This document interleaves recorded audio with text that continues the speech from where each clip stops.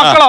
എന്റെ മക്കള് ഡിഗ്രി പഠിച്ച് അവര് അതിനകത്ത് വിഷമിക്കണ്ട, ഇവന്മാരെ ഞാൻ ഡീൽ ചെയ്തോളാം.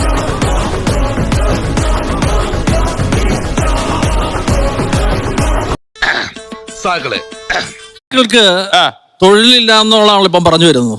അല്ലത്തും അപക്രുവ എന്നുവെച്ചാ ദൈവത്തിന് നന്ദി. ഇവിടെ ഞാൻ ഇടുക്കിന്നാണ് വരുന്നത്.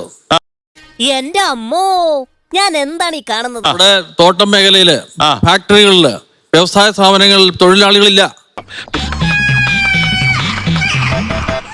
അത് ശരി, ആളെ കണ്ടപ്പോഴേ എനിക്കും തോന്നി.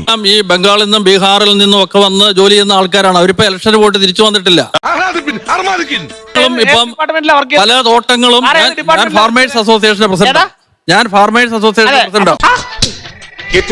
അല്പം പഞ്ഞുകൊണ്ട് എന്നെ മൂക്കിൽ വെച്ചോളൂ. എന്തിനാ സാർ എന്താ ജോലി എന്തായിരുന്നു? ഞാൻ ഫാർമേഴ്സ് അസോസിയേഷന്റെ പ്രസിഡന്റാണ്. ഇത്രക്ക് പോപ്പുലറായ എന്നെ കണ്ടിട്ട് മനസ്സിലായില്ലടാ ജാടത്തേണ്ടി. നല്ല ജോലി അല്ല, സ്വന്തം കാശ് കണ്ട് സ്വന്തം കണ്ണ് തന്നെ തള്ളിപ്പോയാ മക്കളോ? മക്കളോ? എന്റെ മക്കള് ഡിഗ്രി പഠിച്ച് അവര് പഠിച്ചോണ്ടിരിക്കും. അതിനകത്ത് സാറിന്റെ മക്കൾക്ക് ഡിഗ്രി പഠിച്ച് ഹയർ എഡ്യൂക്കേഷനിലേക്ക് പോകാം.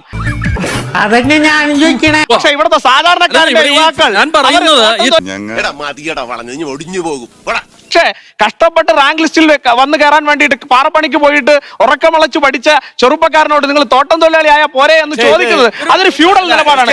അതിന്റെ മുന പോലെ മൂർച്ചയേറിയതാണ് ഇവിടത്തെ ചിട്ടകളും.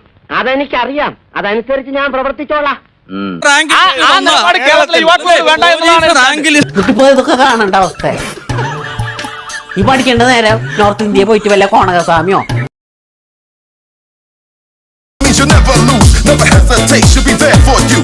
Listen to the words of